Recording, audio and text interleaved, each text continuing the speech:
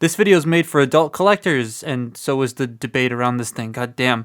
So usually I do a fancy intro and stuff, but I was doing my size comparison transformations for this guy's video, and if you notice right there, something's missing. Yeah, that just came right off the front grill there, and it broke. Lovely being delicate with it, well, trying to be delicate on tabbing this, and it just snapped. I really like this thing, but that's annoying.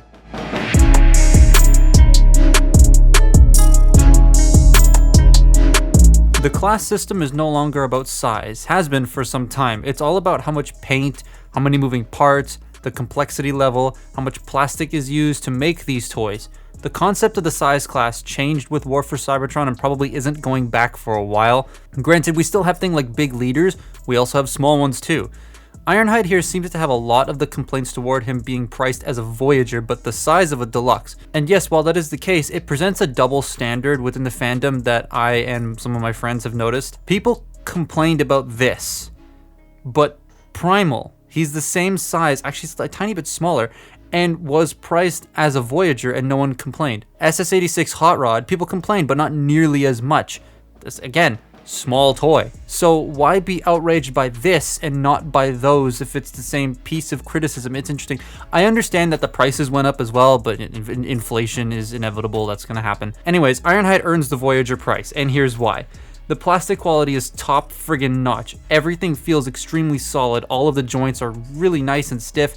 The plastic is thicker, it's great. The clear stuff too is a lot more durable. Here's a clear plastic hinge on the Voyager budget, and here's one on the deluxe budget. You can see which one I would prefer. One's thicker than the other because there's more money being put into the toy. Another great thing this has over the Earthrise mold is the whole van is part of the robot. On the deluxe budget, you get a parts forming shield. On the Voyager budget, you get room to give it more moving parts to integrate that roof into the robot itself, so there's no parts forming. The proportions also look a hell of a lot nicer than the Earthrise one. Not saying the proportions on Earthrise are bad, but this one feels nicer. You get 2 silver guns so you can recreate the scene where he gets absolutely fucking bodied by the Decepticons or Sentinel Prime. His hip skirt, though, was definitely meant to be a separate part, but it's molded into one section because budget, I don't know. Apparently it's an easy way to split it. You just knock the pin out and split it down 3 ways. Articulation is fire. You have so much range in all the joints.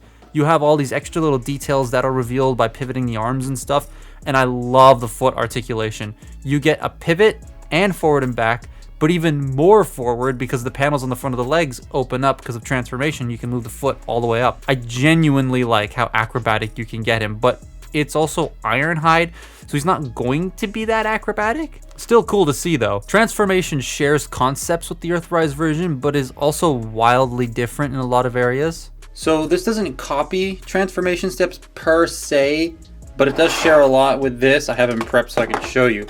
But some of the differences are the things like the fists, which I'm not a huge fan of folding down because you have to press them past a certain point and they're painted, so they're gonna scratch, and that's not very fun. Also, removing this is a pain in the ass because I don't like the way the front's done. The front is done a little too not spaced out and things collide a lot, especially with the wheels. That happens a lot, I think, with this. Is he had the budget for the better engineering, but a lot of stuff collides and it does, result in some breakages. Getting all that formed around. Now this is where it starts to become really similar to Earthrise because you get the legs all situated here, right? Just tab that in, but you have these panels on the side and where the legs and arms end up, and it's very similar to how it works here.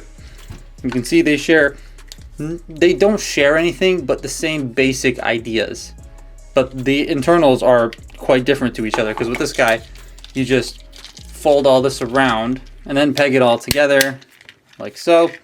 Then you would add the out of focus parts formery piece on the top. And there you go, boom, van, right? You get the whole top as a separate part. I do also like how this works, how you have to fold these panels up. That just adds a little bit of extra flair to the conversion. But my biggest problem with this thing is tabbing the roof together. Because on mine, for some reason, it doesn't like to. No matter how hard I get everything lined up correctly.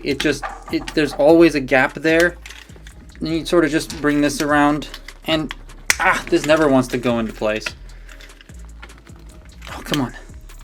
Oh, there we go. But now it's just, there's that constant gap there, and that does bug me. And then this comes undone all the time. So I'll peg this together, right? We'll get the back section all clipped up. And that makes the gap even bigger on the front. And you try to fix it, and it's not going to do it now because I'm not going to bother you with that, but it will start to untab this. So it's a little bit fiddly. It's a little bit fiddly, but it's not bad. Alt mode is nearly perfect. Like many, I'm not a fan of the hinges on the sides, and the paint matching on the plastic colors kind of sucks.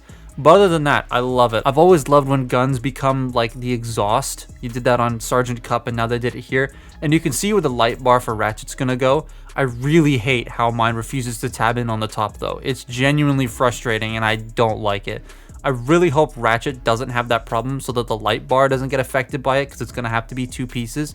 That and that little piece of plastic that broke off of mine at the front randomly. It's a lot cleaner of an alt mode over the Earthrise one though. Hinges aside, there's no feet hanging out, there's no gaps and weird shapes.